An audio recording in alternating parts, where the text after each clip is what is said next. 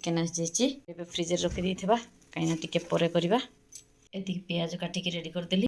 प्याज कटा सहित रसुण बटा तो नुहे रसुण टाक छेची देछि अदा टिके छेचा तेजपत्र आ कंचा लंका तापर ये गोटे 2टा बड़ टमाटो काट देछि ऑन करके एबे पकई देबा तेल पकई देली प्याज पकई देबा एबे पकई देबा रसुण छेचा अदा छेचा पकई देबा टिके लुण पकई देबा मसला शीघ्र सिझिबो। तो गोटे मसला कषुची से बास्ना संगे कि देखंतु हमर लियो केमती आसिकी जगी देछि पानी टिके देकी एटिके जीरा गुंड गोलकी गुंड टिके दालचीनी पाउडर तो कंचा लंका दउछि सेति लंका गुंड अल्प टिके देबा किसी धनिया गुंड ती गुंड टिके भिजै देबा ताको गोटा सब बतरी कि छाडी गलानी टिके टमाटर पके देबा मसला तो देई गलानी आ टिके बाकी देला फुलबो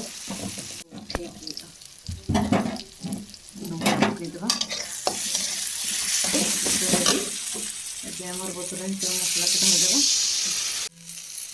मसला रेडी हो गला।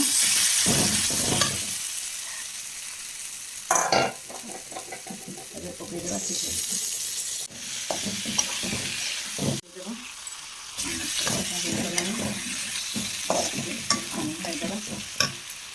पानी ढाईदेवा